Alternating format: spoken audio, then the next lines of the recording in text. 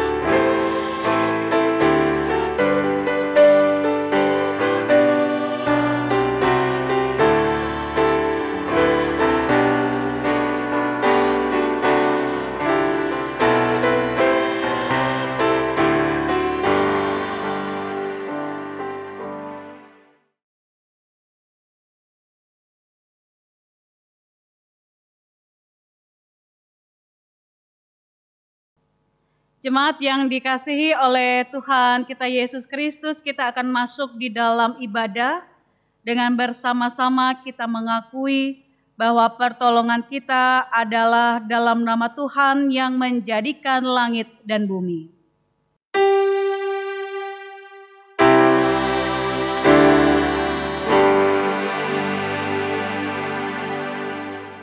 Dan segala orang di sekeliling mereka membantu mereka. Demikianlah nats pembimbing bagi kita yang tertulis dalam Ezra pasal 1 ayatnya yang ke-6. Terimalah salam, kasih, karunia, dan damai sejahtera dari Allah Bapa dan Kristus Yesus Juru Selamat kita menyertai kamu. Dan menyertaimu juga.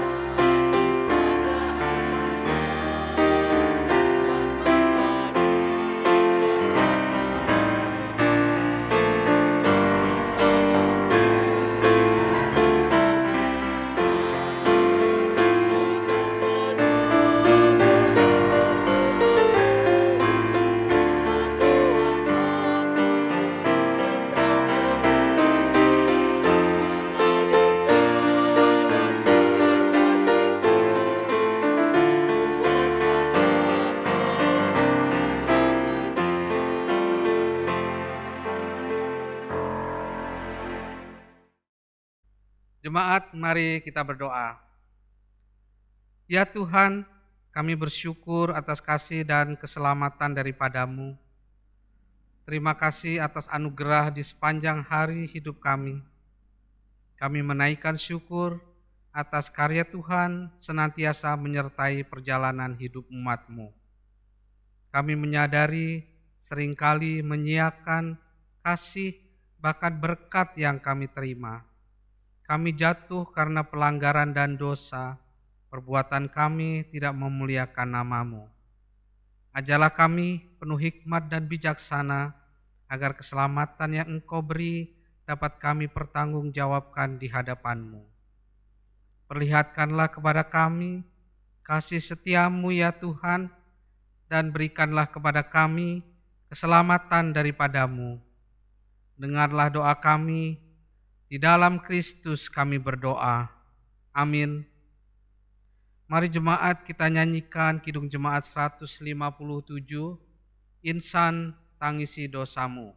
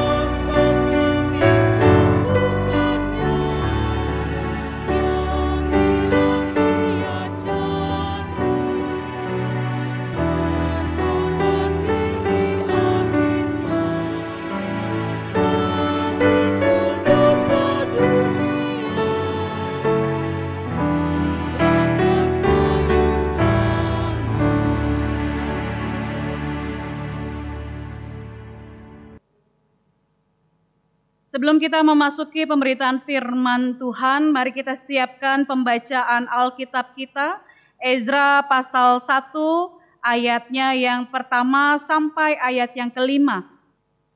Dengan Alkitab yang sudah kita siapkan, mari bersama-sama juga kita memohon bimbingan Roh Kudus. Mari kita bersatu di dalam doa, kita berdoa.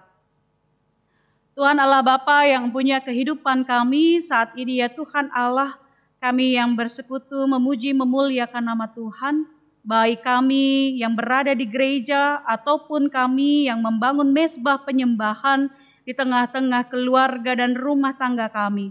Kami percaya Engkau hadir di tengah-tengah kami dan memberkati kami. Karena itu ya Tuhan Allah, kami mohonkan kepadamu, tuntun kami dalam terang roh dan hikmat, mampukan kami untuk membaca dan mengerti dan melakukan kebenaran firman-Mu. Seturut dengan itu, urapilah hamba-Mu untuk dapat menyampaikan firman Tuhan, sehingga di dalam setiap tutur kata yang diucapkan, di dalamnya tersimpan berkat bagi persekutuan umat Tuhan. Di dalam nama Tuhan Yesus kami berdoa. Amin.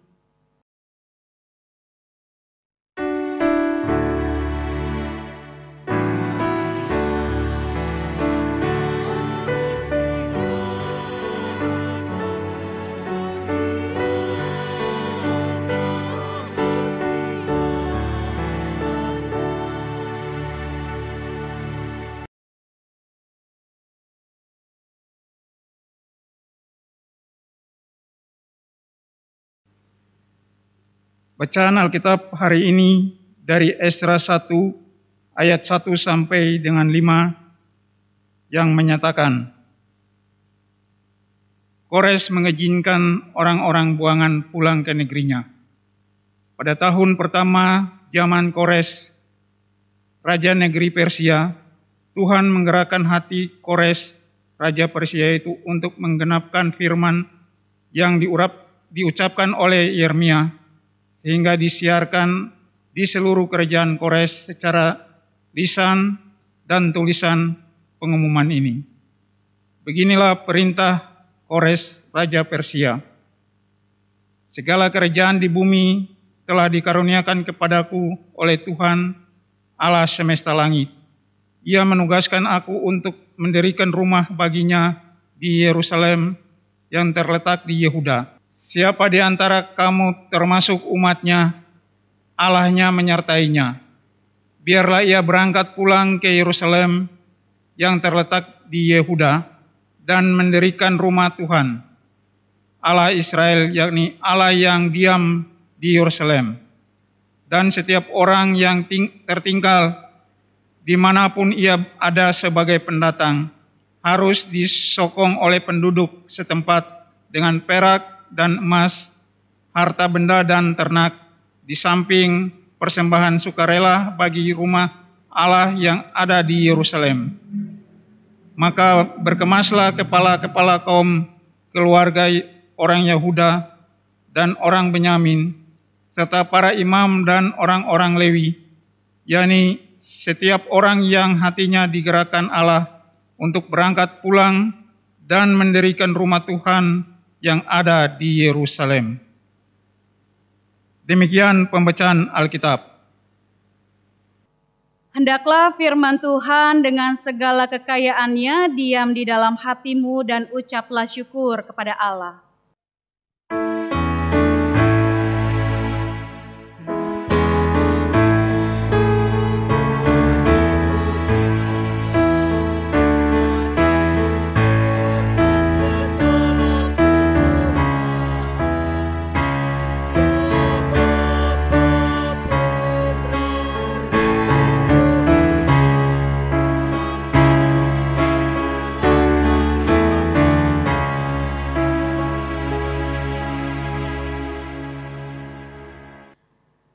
Jemaat yang dikasihi oleh Tuhan kita Yesus Kristus, kita sudah membaca bagian firman Tuhan yang kita baca dari kitab Ezra. Kitab Ezra menceritakan kondisi dari umat Tuhan di tanah pembuangan. Sebelum mereka berada di tanah pembuangan, kesaksian iman dapat kita baca bahwa bangsa Israel adalah bangsa yang hebat. Mereka boleh terbentuk dari pergumulan-pergumulan yang luar biasa Tuhan izinkan, dari keluar dari Mesir, masuk di Kanaan, dituntun, dipimpin oleh para hakim, kemudian berdirilah kerajaan Israel Raya. Nah, Bapak Ibu yang kekasih di dalam Tuhan kita Yesus Kristus, kita mengenal kerajaan Israel ini, mereka punya pengaruh yang luar biasa. Tetapi perjalanan iman juga membentuk mereka pada pergumulan-pergumulan selanjutnya. Mereka terbentur pada persoalan-persoalan ketika pada akhirnya mereka kalah dari peperangan, dan kemudian satu hal yang menjadi identitas bangsa yang dikasihi Allah, identitas sebagai bangsa yang diberkati, yaitu bait Allah yang berdiri di Yerusalem, itu dihancurkan. Kemudian bukan hanya identitasnya yang dihancurkan, tetapi juga mereka harus mengalami perjalanan panjang sebagai bangsa yang terbuang. Mereka yang kalah perang menjadi tawanan atau budak, mereka harus dipisahkan dari anggota keluarga. Nah, Bapak Ibu yang dikasihi oleh Tuhan kita Yesus Kristus, hal-hal yang demikian membuat bangsa ini kemudian mengalami satu masa itu krisis identitas. Menjadi bangsa yang masuk tadi ya pada tahap-tahap yang merasakan krisis identitas. Bertanya, jika kami bangsa yang diberkati, mengapa kami harus terbuang dari tanah yang dijanjikan Tuhan? Jika kami bangsa yang diberkati, kenapa kami menjadi bangsa yang harus menjadi budak bagi bangsa lain? Di mana Allah kami?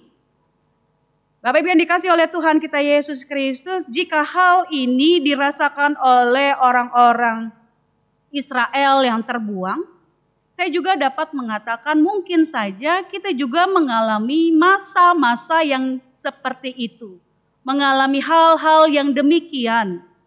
Ketika kita mungkin ada dalam situasi yang baik, bisnis kita berjalan lancar, semuanya baik.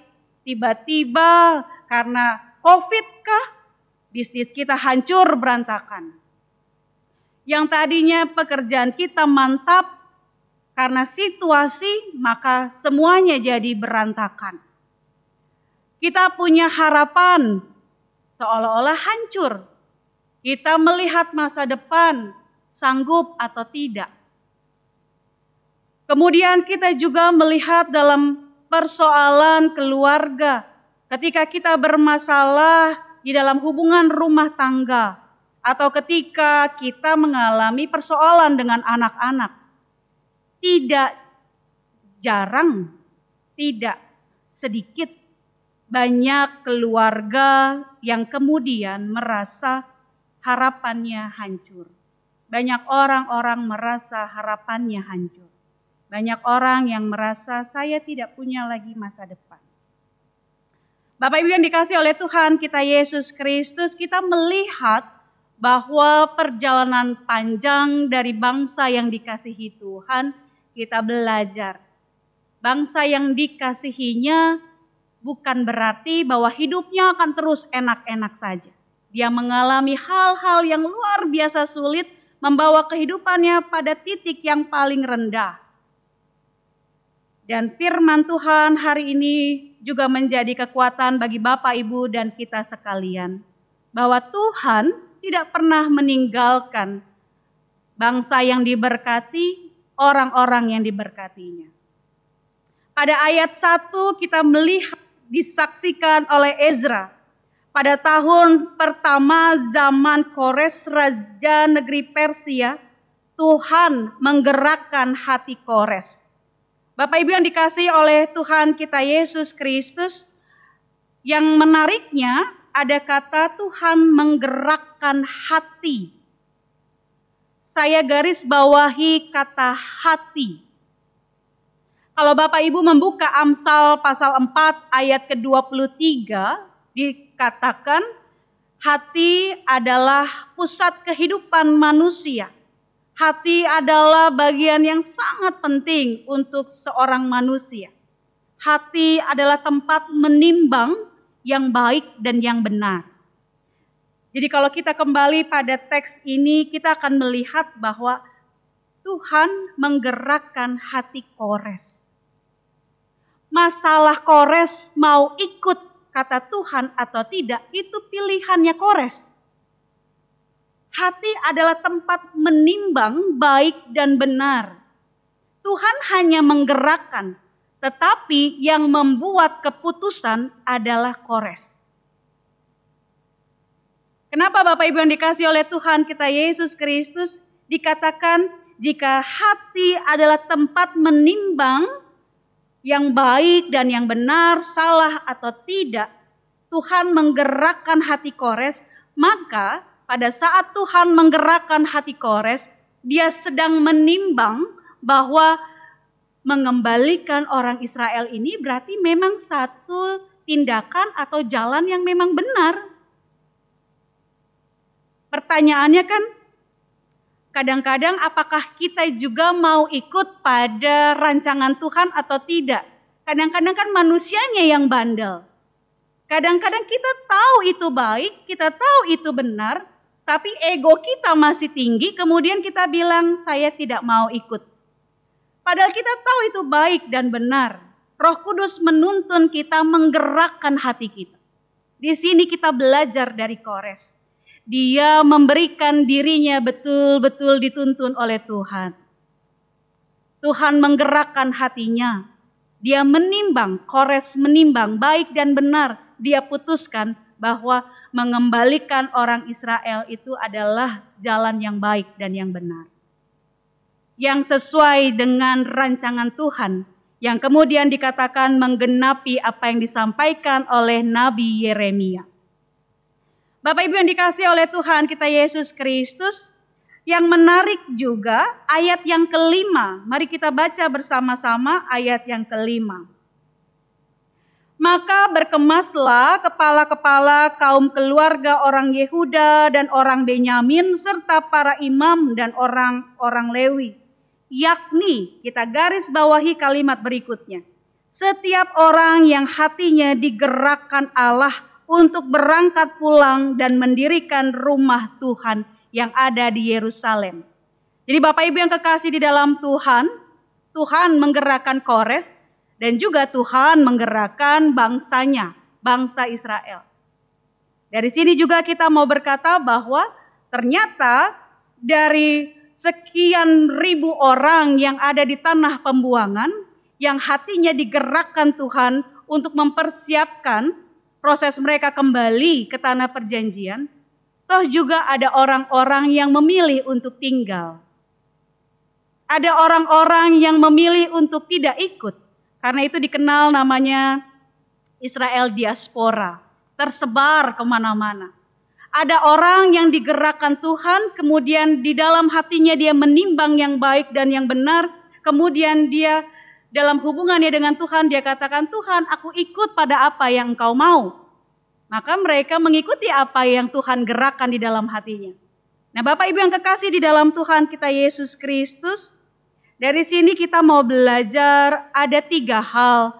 Yang pertama, bahwa ketika kita melihat kondisi orang Israel dari bangsa yang luar biasa megah dan hebatnya menjadi bangsa yang terbuang, kita mau belajar bahwa sekalipun harapanmu hancur, tetapi harapan Tuhan akanmu tidak akan pernah hancur. Yang kedua, yang mau kita kembali juga merenungkan bersama-sama bahwa jika Tuhan memakai Kores untuk menyelamatkan orang-orang yang diberkati Tuhan, Kores ini kan boleh dibilang orang asing ya, malah lawannya orang-orang Israel. Berarti kita boleh bilang bahwa Tuhan bisa memakai siapa saja termasuk musuhmu untuk menyelamatkan hidupmu. Jadi artinya bahwa sebenarnya orang-orang Kristen diajak hidup dengan baik dengan sesama manusia. Sekalipun mungkin itu orang yang engkau tidak suka, orang yang mungkin hubungannya tidak baik dengan dirimu, orang yang mungkin kau rasa bahwa dia memperlakukanmu tidak baik. Kesaksian iman dari seorang Kores mau menjadi juga kesaksian iman untuk Bapak, Ibu, dan saya. Tuhan bisa pakai siapa saja, termasuk mungkin orang yang engkau tidak suka, untuk menolong dan membantu kehidupanmu. Jadi, marilah kita hidup sebagai orang Kristen yang hidup dengan baik dengan sesama kita, sekalipun engkau tidak menyukainya. Berbaiklah, doakanlah dia. Mungkin satu saat ketika engkau membutuhkan pertolongan, Tuhan memakai dirinya menolongmu. Jadi dari awal daripada kita nantinya jadi nggak enak karena kita hubungan yang nggak baik, ternyata dia yang dipakai menolong kita. Lebih baik kita mulai sekarang hidup dengan baik, bangun hubungan yang baik dengan sesama. Karena ketika Tuhan memakainya menolongmu, engkau tidak ada rasa malu, tetapi engkau bersyukur dengan jalan yang Tuhan berikan. Dan selanjutnya yang ketiga yang kita akan renungkan bersama-sama bahwa sekalipun seorang Kores adalah orang yang asing, dia mengingatkan orang Israel untuk membangun rumah Tuhan. Artinya jangan sampai diingetin sama orang lain untuk beribadah. Jangan sampai orang yang bukan seiman dengan engkau yang mengingatkan engkau untuk beribadah. Itu rasanya malu kalau kayak begitu. Tetapi lebih baik ingatkan diri sendiri dalam suka ataupun duka, dalam kuat dan lemah, dalam sehat maupun sakitmu, tetaplah engkau beribadah kepada Tuhan. Tetap bangun hubunganmu dengan Tuhan. Kita tidak pernah tahu apa rancangan Tuhan. Tetapi yang jelas bahwa saya mengingat satu istilah, ketika engkau berada di dalam lorong yang gelap, lorong itu tetap akan mempunyai ujung. Dan ujung itu pasti ada cahayanya. Jadi tetaplah berjalan, apapun yang Tuhan rencanakan di dalam hidupmu, tetap bangun hubunganmu dengan Tuhan. Pada akhirnya engkau akan melihat rancangan Tuhan adalah rancangan damai sejahtera, bukan kecelakaan. Maka biarlah firman Tuhan hari ini menguatkan Bapak, Ibu, dan saudara sekalian, bahwa apapun yang terjadi di dalam hidupmu dan pergumulan hidupmu, tetap bangun hubunganmu dengan Tuhan, dengan sesama, karena siapapun bisa Tuhan pakai menolongmu, atau Tuhan memakai dirimu untuk menolong sesamamu. Tuhan Yesus memberkati. Amin.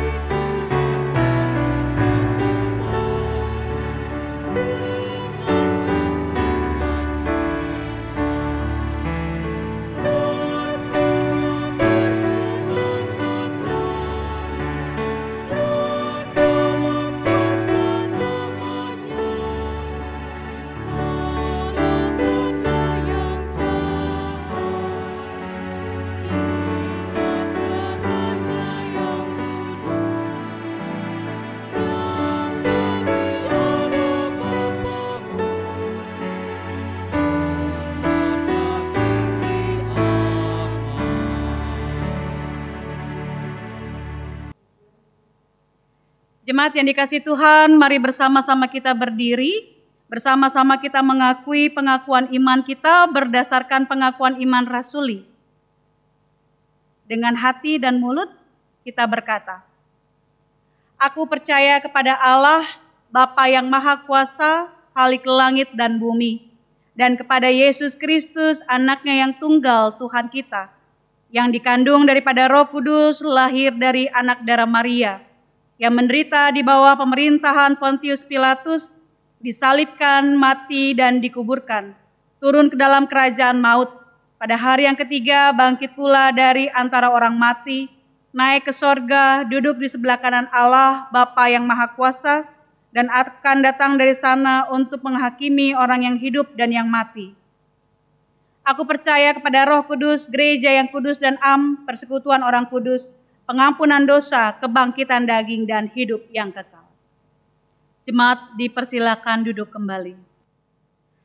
Mari bersama kita satu di dalam doa syafaat kita, mari kita berdoa. Tuhan Allah Bapa yang bertahta di dalam kerajaan surga, Tuhan Allah Bapa yang empunya kehidupan dari setiap anak-anak Tuhan. Hari ini kami boleh membaca dan merenungkan bagian dari firman Tuhan, kami kembali lagi diingatkan bahwa jika pada saat ini ketika kami merasakan harapan akan kehidupan kami hancur berantakan, kami kembali lagi dikuatkan bahwa harapan Tuhan akan kami tidak pernah hancur. Rencana dan rancangan Tuhan untuk kami tidak pernah hancur. Karena itu ya Tuhan Allah, mampukan setiap kami untuk menjadi pribadi yang tetap mensyukuri kehidupan kami dalam suka maupun duka, dalam sehat maupun sakit, dalam kuat maupun lemahnya kami. Karena kami tetap ada dalam rancangan damai sejahtera Tuhan. Sehingga kehidupan yang kami bangun bersama dengan sesama kami dapat membangunnya dalam hubungan yang baik. Karena kami percaya siapapun dapat Tuhan pakai untuk mendatangkan pertolongan bagi kami, untuk kami melanjutkan kehidupan kami. Dan mereka adalah perpanjangan tangan Tuhan. Ataupun juga Tuhan memakai kami menjadi perpanjangan tangan Tuhan untuk menolong sesama kami. Hari ini ya Tuhan Allah, kami juga berdoa untuk setiap keluarga saudara kami yang saat ini berada di dalam kelemahan tubuh. Di dalam pergumulan mereka hari demi hari untuk mendapatkan kembali tubuhnya yang kuat dan yang sehat. Kami membawa mereka di dalam nama Tuhan. Engkau memberkati makanan, minuman, obat-obatan, dokter, para perawat, semua tindakan medis Engkau pakai untuk menjadi perpanjangan tangan-Mu mendatangkan kesembuhan. Sehingga harapan mereka pada Tuhan tidak pernah hilang, bahwa apa yang Tuhan izinkan mampu mereka jalani dan mereka menemukan bahwa pertolongan Tuhan dan rancangan-Mu untuk mereka selalu damai sejahtera. Kami berdoa terkhusus bagi saudara Octavianus Tipruata, Bapak Gindo Simanjuntak, Ibu Susiana Sina, Oma Neno Donggalemba, Ibu Yuwana Sari, Ibu Deliana Amin, Ibu Leticia Budiman, Bapak Daniel Hartanto, Ibu Lili Matataga. Tuhan berkati dan topang mereka bersama dengan seluruh keluarga. Kami juga berdoa ya Tuhan Allah, ketika pergumulan dihadapi oleh keluarga-keluarga Tuhan, keterpisahan fisik bersama dengan orang yang dikasihinya, Tuhan tolong, Tuhan topang keluarga yang ditinggalkan, sehingga pengharapan mereka kepada Tuhan tidak pernah hilang, dan mereka semakin dikuatkan oleh Tuhan untuk melanjutkan kehidupan. Kami berdoa bagi keluarga almarhum Bapak Edi Panjaitan, keluarga almarhum Bapak Sagino, ayah mertua dari Bapak Luki Febri Paskei, warga jemaat sektor Kanaan. Juga kami berdoa bagi keluarga almarhum Ibu Sri Agusmi Halwandin, kakak kandung dari Ibu Tri Mariani Maranata, warga jemaat sektor Kanaan. Tuhan topang keluarga, sehingga segala sesuatunya boleh mereka lewati dengan baik karena pertolongan Tuhan. Kami juga berdoa ya Tuhan, untuk anak-anak Tuhan bersama dengan keluarga yang akan menghantar anak-anak yang dikasihinya memasuki kehidupan yang baru ketika mereka akan memulai rumah tangga dan mereka meminta berkat daripada Tuhan. Kami berdoa bagi saudari Baby Irenoya, warga jemaat sektor Tiberias, dan saudara Danu Pramuargo, warga jemaat sektor Samaria. Kami juga berdoa bagi pasangan saudari Kristi Giranda Arizona Armanda, warga sektor Tiberias, bersama dengan saudara Daniel Benhard Huta Barat, warga jemaat Kristen Okumene. Kami juga berdoa bagi pasangan saudari Siska Camelia Timporok, warga jemaat Kolose, dan saudara Roger Lee Nottingham, warga dari Florida, USA. Tuhan berkati mereka dalam rencana dan rancangan mereka, sehingga apa yang sudah dipersiapkan Tuhan campur tangan dan turunlah berkat Tuhan untuk kehidupan rumah tangga mereka. Kami juga berdoa ya Tuhan Allah untuk setiap perjuangan dan usaha yang digumuli oleh pemerintah kami, baik yang terpusat sampai di daerah, terkhususnya ketika mereka menghadapi pandemi corona. Mereka bekerja sama bersama dengan para tenaga medis. Tuhan berkati sehingga apa yang boleh ditetapkan dan diputuskan oleh pemerintah berkaitan dengan pandemi COVID, Tuhan berkenan untuk memberkati, dan Tuhan juga menjaga para tenaga medis untuk tetap ada di dalam perlindungan Tuhan. Mereka boleh sehat dan kuat bersama dengan keluarganya. Engkau juga berkati. Kami juga berdoa ya Tuhan untuk para aparat keamanan, sehingga segala sesuatu yang menjadi tanggung jawab mereka di tengah-tengah masyarakat, Engkau juga memberkatinya. Dan bersama dengan keluarga, Engkau juga menopang mereka. Kami juga berdoa ya Tuhan Allah untuk setiap gereja di segala tempat, terkhusus Pengharapan Cibinong, para pendeta, para penatua, para diaken, para pelayan pelkat dan komisi, mereka yang hadir bersama-sama sebagai karyawan gereja, koster, Tuhan berkati sehingga segala sesuatunya berkenan di mata Tuhan, dan pelayanan itu berkenan di mata-Mu dan menjadi berkat bagi umat yang dilayani. Kami juga berdoa ya Tuhan Allah untuk para pelayan yang mengambil bagian di dalam pelayanan hari ini, para kantoria maupun organis, dan juga tim multimedia. Tuhan berkati sehingga pelayanan mereka menjadi harum di mata Tuhan. Di dalam pelayanan, di dalam kehidupan pekerjaan dan keluarga, Engkau memberkati mereka. Kami berdoa bersama dengan seluruh umat Tuhan di Pengharapan Cibinong, di tengah-tengah harapan, pergumulan dan perjuangan mereka, Engkau hadir menguatkan. Dan jadikan kami saluran berkat karena Engkau yang terlebih dahulu memberkati. Doa dan harapan kami hanya kami letakkan ke dalam tangan Tuhan yang sudah mengajar kami berdoa.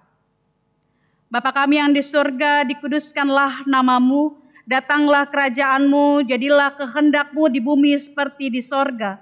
Berikanlah kami pada hari ini makanan kami yang secukupnya, dan ampunilah kami akan kesalahan kami, seperti kami juga mengampuni orang yang bersalah kepada kami.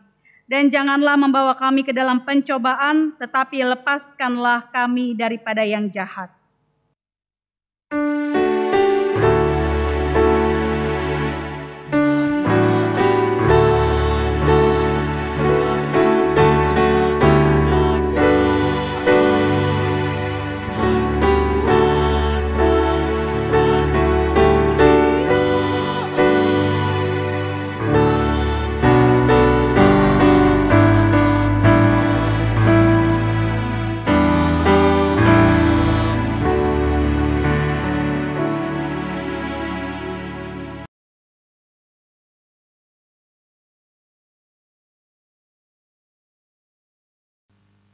Jemaat, marilah kita mengucap syukur kepada Tuhan dengan memberi persembahan kepadanya.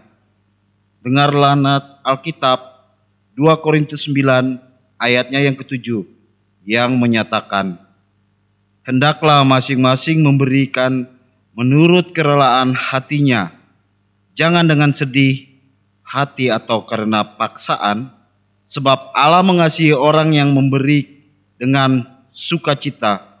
Tuhan memberkati saudara dan persembahan saudara. Jemaat menyanyi Gita Bakti 79 ayatnya yang pertama dan yang ketiga. Beri padanya.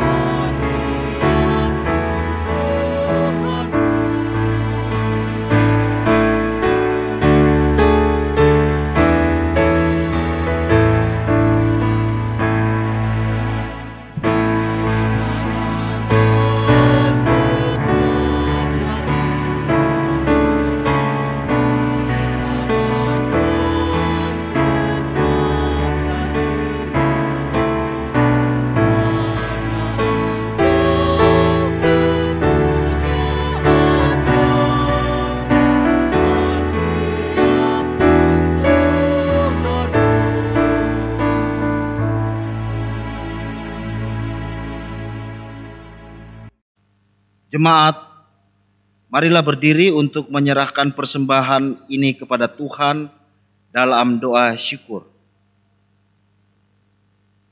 Ya Tuhan Allah kami bersyukur kepadamu dan memuji namamu yang agung itu.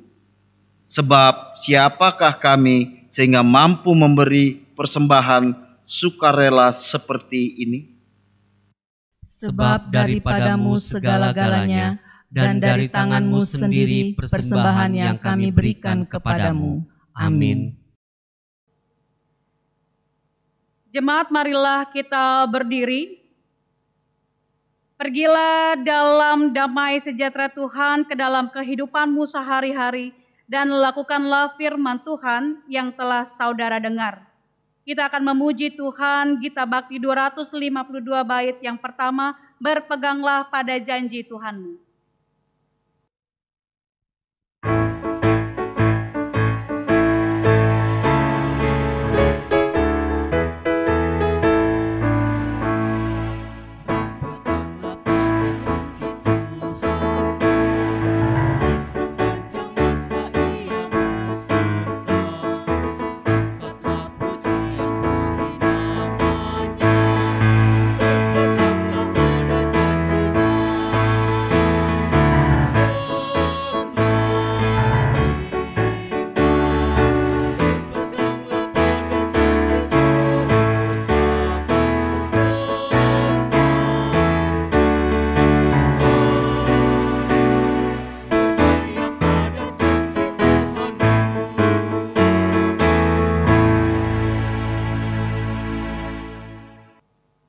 Arahkanlah hati dan pikiranmu kepada Tuhan dan terimalah berkat-Nya.